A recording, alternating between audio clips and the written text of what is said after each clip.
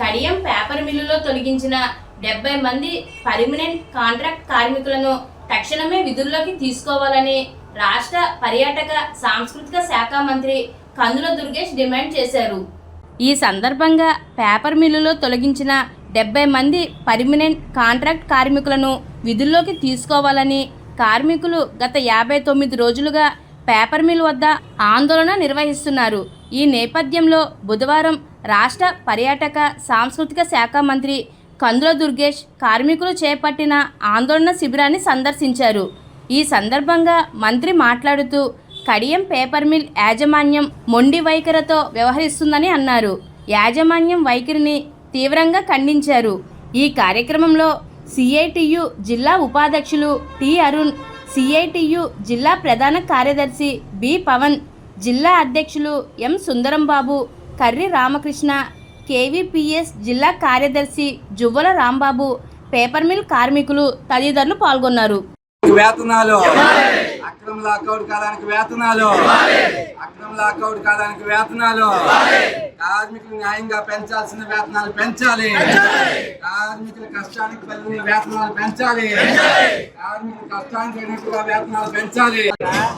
Kadiyam paper మిల్లులో యాజమాన్యం యొక్క మొండి వైఖరిని నేను తీవ్రంగా ఖండిస్తున్నాను.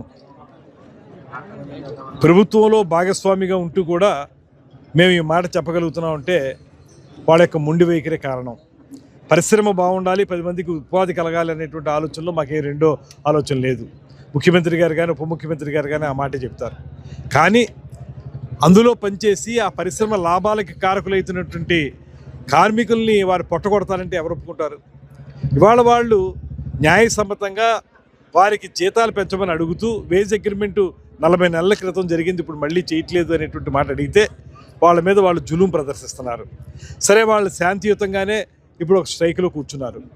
అయితే వీళ్ళందరినీ కూడా బయటికి తీసేసామని లాకౌట్ ఒకసారి, తర్వాత మళ్ళీ కొంతమందినే రమ్మని ఇలా చేయడంతో కార్మికులందరూ ఐకమత్యంగా నిలబడి 58 రోజులు అయినప్పటికీ కూడా అందరూ ఒకే మాట మీద నిలబడి ఎవరినైతే 59 మంది కాంట్రాక్ట్ వర్కర్లను తీసేశారో వాళ్ళని, అదేవిధంగా వారికి సంఘీభావం ప్రకటించిన 11 మంది రెగ్యులర్ ఎంప్లాయీస్ని కూడా లోపలికి తీసుకుంటేనే మేము అందరం వస్తామనేటువంటి మాటతోటి వారందరూ ఐకమత్యంగా నిలబడ్డారు. వారికి సపోర్ట్గా నేను నిలబడుతున్నాను. ఎందువల్లంటే నేను మేనేజ్మెంట్ తోటి 2-3 సార్లు మాట్లాడాను, కలెక్టర్ గారితో మాట్లాడాను, ఇప్పుడే ప్రిన్సిపల్ సెక్రటరీ మన శేషగిరి బాబు గారితోనూ, అదేవిధంగా కమిషనర్ గంధం చంద్రుడి గారితో కూడా మాట్లాడాను.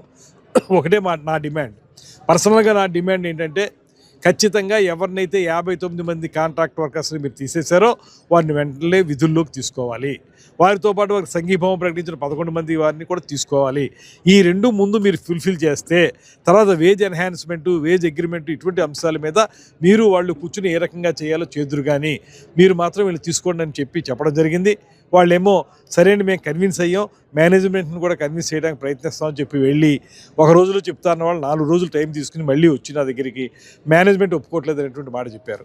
ఇవాళ నేను ఒకటే మాట చెప్తున్నాను, అక్కడ పైన ఉన్నటువంటి కమిషనర్ గారికి, ప్రిన్సిపల్ సెక్రటరీ గారికి కూడా విషయాన్ని విశదీకరించాను కాబట్టి ఈ 2-3 రోజుల్లో వాళ్ళు కూడా మాట్లాడుతూ ఉంటున్నారు కాబట్టి మాట్లాడి న్యాయం జరిగితే సరే, జరగకపోతే ఈ 2 రోజులు అయిన తర్వాత, ఈ 30వ తారీఖు అయిన తర్వాత ప్రత్యక్ష కార్యాచరణ ఏ రకంగా తీసుకోవాలనేటువంటి అంశంలో కార్మికులతో పాటు నేను నిలబడతాను, వాళ్ళకి సపోర్ట్గా ఉంటాను.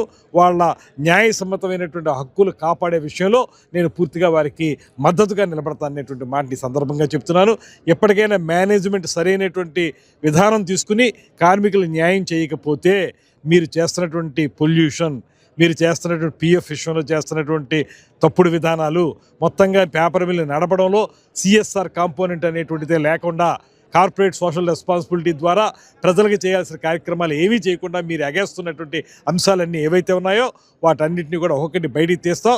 ఇప్పటికీ ఉప ముఖ్యమంత్రి గారు మీకు గట్టిగా ఒట్టికాయలు వేశారు, దాన్ని కొనసాగించి మీరు మళ్ళీ లైన్లో పడేదానికి మీ మీద ఏ రకమైనటువంటి యాక్షన్ తీసుకోవాలో చట్టపరంగా అవి తీసుకోవడానికి కూడా మేము సిద్ధంగా ఉంటాం అనేటువంటి మాట తెలియజేస్తూ, ఎప్పటికైనా మేనేజ్మెంటు కొంచెం ఆలోచించి కార్మికుల్ని వారి శ్రేయస్సుని దృష్టిలో పెట్టుకుని మీ లాభాల కోసం కష్టపడుతున్న వారికి సంక్షేమాన్ని అందించాల్సిందిగా కోరుతున్నాను. లేకపోతే తీవ్రమైన పరిణామాలు ఉంటాయనేటువంటి